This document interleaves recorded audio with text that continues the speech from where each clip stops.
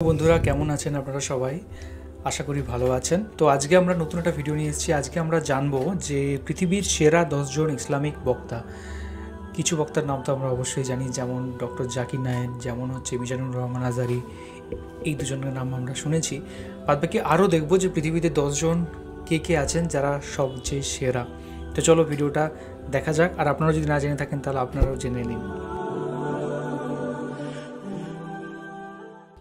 মানুষকে সঠিক পথ দেখানোর জন্য আল্লাহ সুবহানাহু ওয়া তাআলা যুগে যুগে অনেক নবী রাসূল পাঠিয়েছেন। ঠিক একইভাবে কুরআনের বাণী প্রচার করে যাচ্ছেন বর্তমানে পৃথিবী বিখ্যাত কিছু আলেম। এই সব পৃথিবী বিখ্যাত আলেমদের কারণেই অনেক মানুষ দ্বীনের পথে ফিরে আসছে। তো যাই হোক, আজকের এই ভিডিওতে আমরা জানবো বর্তমান পৃথিবীর সব থেকে সেরা 10 জন ইসলামিক বক্তা সম্পর্কে, যাদের কারণে বিশ্বব্যাপী ইসলাম আজকে প্রচার হচ্ছে। তবে এই লিস্টের মাধ্যমে এটা বোঝানো হচ্ছে না যে একজন আরেকজনের থেকে সেরা, সবাই সবার জায়গা থেকে সেরা। শুধুমাত্র লিস্ট করতে হবে, তাই সিরিয়াল অনুযায়ী সাজানো হয়েছে। তো বর্তমান পৃথিবীর সেরা 10 ইসলামিক বক্তা কারা তা জানতে হলে ভিডিওটি শেষ পর্যন্ত দেখতে হবে, এবং যারা চ্যানেলে নতুন তারা এখনই সাবস্ক্রাইব করে পাশে থাকা বেল আইকনটি ক্লিক করে দিন। তো 10 নম্বর অবস্থানে রয়েছে মোহাম্মদ তাকি উসমানী। তিনি জন্মগ্রহণ করেছেন 1943 সালে। তো সেই হিসেবে তার বর্তমান বয়স হচ্ছে 80 বছর, এবং তিনি জন্মগ্রহণ করেছিলেন আমাদের পার্শ্ববর্তী দেশ ভারতে জন্মগ্রহণ করলেও তিনি একজন পাকিস্তানের ইসলামিক স্কলার, এবং তার বাবা হচ্ছে পাকিস্তানের বিখ্যাত আলেম, এবং তার নাম হচ্ছে মুফতি শাফি।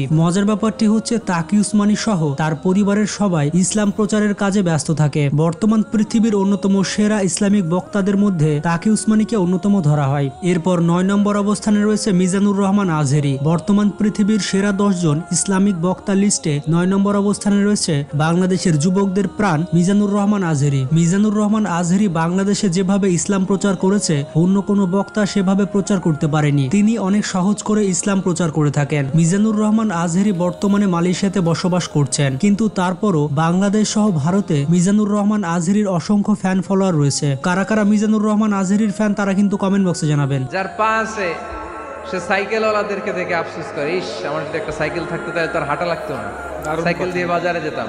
এরপর 8 নম্বর অবস্থানে রয়েছে বিলাল ফিলিপস। বর্তমান পৃথিবীর সেরা 10 ইসলামিক বক্তার মধ্যে অন্যতম একজন বক্তা হচ্ছে বিলাল ফিলিপস। তাকে ইসলাম ধর্মের একজন নিবেদিত প্রচারক বলা হয়। তিনি জন্মগ্রহণ করেছেন 1947 সালে। তো সেই হিসেবে তার বর্তমান বয়স হচ্ছে 75 বছর। অবাক করা বিষয়টি হচ্ছে তিনি খ্রিস্টান পরিবারে জন্মগ্রহণ করেছিলেন। তিনি জন্মগ্রহণ করেছিলেন ক্যানাডাতে, এবং ক্যানাডার অন্যতম সেরা ইসলাম প্রচারক হচ্ছেন বিলাল ফিলিপস। 1985 সালে তিনি রিয়াদ বিশ্ববিদ্যালয় থেকে ইসলামিক স্কলার হিসেবে ডিগ্রি লাভ করেন। বর্তমানে তিনি সম্পূর্ণ মুসলিম জাতির গর্ব। এরপর 7 নম্বর অবস্থানে রয়েছে তারিক জামেল। পৃথিবীর সব থেকে সেরা 10 ইসলামিক বক্তা লিস্টে অন্যতম সেরা একজন বক্তা হচ্ছে তারিক জামেল, এবং মাওলানা তারিক জামেলকে আপনারা অনেকে চেনেন। তিনি একজন ইসলামিক গবেষক এবং ইসলামিক স্কলার। মাওলানা তারিক জামেল অনেক ইমোশনালি বক্তব্য দিতে পারেন। তার বক্তব্য শুনে লক্ষ লক্ষ মুসলিম হয়েছে। মাওলানা তারিক জামেল পাকিস্তানে জন্মগ্রহণ করেছিলেন, এবং বর্তমানে পাকিস্তানের সব থেকে সেরা প্রিচার হচ্ছে মাওলানা তারিক জামেল। সত্যি বলতে মাওলানা তারিক জামেলের বক্তব্য আমার অনেক ভালো লাগে। মাওলানা তারিক জামেল শুধুমাত্র পাকিস্তানে ইসলাম প্রচার করেন না, পুরো পৃথিবী ব্যাপী তিনি ইসলাম প্রচার করে থাকেন। औरतों के लिए कहा, अगर मेरी शरीयत में सजदा होता तो मैं बीवी से कहता अपने खामिंद को सजदा करे। 6 নম্বর অবস্থানে রয়েছে মুফতি মেনক। বর্তমান পৃথিবীর সেরা ইসলামিক বক্তাদের লিস্টে 6 নম্বর অবস্থানে রয়েছে মুফতি মেনক। আপনারা সোশ্যাল মিডিয়াতে মুফতি মেনকের বিভিন্ন ভিডিও দেখে থাকবেন। মুফতি মেনক অনেক সাবলীল ভাষায় ইসলামের বিষয়গুলো তুলে ধরেন। অবাক করা বিষয় হচ্ছে তিনি একজন আফ্রিকান। তিনি জন্মগ্রহণ করেছিলেন জিম্বাবুয়েতে। অনেকেই জানতো না তিনি জিম্বাবুয়েতে জন্মগ্রহণ করেছেন। মুফতি মেনক একজন আফ্রিকান হয়েও পুরো পৃথিবীব্যাপী নাম কুড়িয়েছেন। This beautiful month wherein which we fast for the sake of Allah. Fasting is. এরপর 5 নম্বর অবস্থানে রয়েছে ওমর সুলাইমান। পৃথিবীর সেরা 10 ইসলামিক বক্তা লিস্টে অন্যতম স্থানে রয়েছেন ওমর সুলাইমান। তিনি জন্মগ্রহণ করেছেন আমেরিকাতে, এবং আমেরিকার অন্যতম সেরা একজন ইসলামিক স্কলার হচ্ছেন ওমর সুলাইমান। তিনি পৃথিবী বিখ্যাত ইসলামিক ইউনিভার্সিটি থেকে বড় বড় ডিগ্রি অর্জন করেছেন। তার উদ্দেশ্য হচ্ছে তিনি ইসলাম প্রচার করে একটি শান্তিপূর্ণ পৃথিবী তৈরি করতে চান। Except that they're going to enter into it, meaning when people all know about how amazing this Jannah is? এরপর 4 নম্বর অবস্থানে রয়েছে ইয়াসমিন মোগাহেদ। বর্তমান পৃথিবীর সেরা 10 ইসলামিক বক্তার লিস্টে ইয়াসমিন মোগাহেদকে দেখে আপনি হয়তো অবাক হয়েছেন। তিনি জন্মগ্রহণ করেছেন মিশরে জন্মগ্রহণ করার পরেও তিনি একজন আমেরিকান ইসলামিক স্কলার। বর্তমান পৃথিবীতে হাতে গোনা যে কয়েকজন নারী ইসলামিক স্কলার রয়েছে তাদের মধ্যে সবার উপরে থাকবে Yasmin মোগাহেদ। The classic stories of things like Romeo and Juliet, and so we have a lot of images. এরপর 3 নম্বর অবস্থানে রয়েছে ইউসুফ এস্টেস। বর্তমান পৃথিবীর সেরা 10 ইসলামিক বক্তাদের লিস্টে তৃতীয় অবস্থানে রয়েছে এই আমেরিকান ইসলামিক স্কলার। তিনি জন্মগ্রহণ করেছিলেন আমেরিকাতে এবং প্রথমে তিনি একজন খ্রিস্টান ছিলেন। তিনি খ্রিস্টান থেকে ইসলাম ধর্ম গ্রহণ করেছিলেন 1991 সালে। তার বক্তব্য শুনলে আপনি সত্যি ইমোশনালি হয়ে যাবেন। তিনি অনেক সুন্দরভাবে ইসলাম ধর্মকে ব্যাখ্যা করে থাকেন। এরপর 2 নম্বর অবস্থানে রয়েছে নোমান আলী খান। বর্তমান পৃথিবীর সেরা 10 ইসলামিক বক্তার লিস্টে 2 নম্বর অবস্থানে রয়েছে নোমান আলী খান। নোমান আলী খান একজন পাকিস্তানি আমেরিকান ইসলামিক স্কলার। অসাধারণ ইসলামিক বক্তব্যের মাধ্যমে তিনি পুরো পৃথিবীব্যাপী জনপ্রিয়তা অর্জন করে নিয়েছেন। মানুষকে কুরআনের শিক্ষা দিয়ে যিনি পৃথিবী বদলে দিতে চান তিনি হচ্ছেন নোমান আলী খান। तो रास्ते से कोई गुजर रहा था, आपने कहा भाई आप जरा मेरी मदद कर देंगे थोड़ी सी। There are actually 7 items here in my own study. এরপর 1 নম্বর অবস্থানে রয়েছে ডক্টর জাকির নাইক। বর্তমান পৃথিবীর সবথেকে সেরা ইসলামিক বক্তা বলা হয় ডক্টর জাকির নাইককে। পৃথিবীর সেরা 10 ইসলামিক বক্তার লিস্ট হচ্ছে, আর সেখানে ডক্টর জাকির নাইক থাকবে না সেটা তো হতেই পারে না। ডক্টর জাকির নাইক 1965 সালে ভারতের মুম্বাইয়ে জন্মগ্রহণ করেন। তো সেই হিসেবে তার বর্তমান বয়স হচ্ছে 57 বছর। এবং অবাক করা বিষয়টি হচ্ছে আমেরিকান সালমান খান এবং শাহরুখ খান তারাও একই বছরে জন্মগ্রহণ করেছিল। মানে বলতে পারেন শাহরুখ খান, সালমান খান এবং আমির খান তার সাথে ডক্টর জাকির নাইক এরা সমবয়সী। 1991 সালে তিনি MBBS পাশ করার পরেও তিনি ডাক্তারি না করে ধর্ম প্রচারের কাজে ব্যস্ত হয়ে যান। ডক্টর জাকির নাইক বলে থাকেন মানুষের ইহকাল বাঁচানোর থেকে মানুষের পরকাল বাঁচানো উত্তম। ডক্টর জাকির নাইকের হাতে কতজন যে মুসলিম হয়েছে তার হিসাব নেই। জাকির নাইক সবসময় যুক্তি এবং বিজ্ঞান দিয়ে ইসলামকে বোঝানোর চেষ্টা করেন। জাকির নাইকের এক একটি কথায় মানুষের চোখ খুলে যায়। One of the mightiest messengers of Almighty God. We believe that he was the Messiah.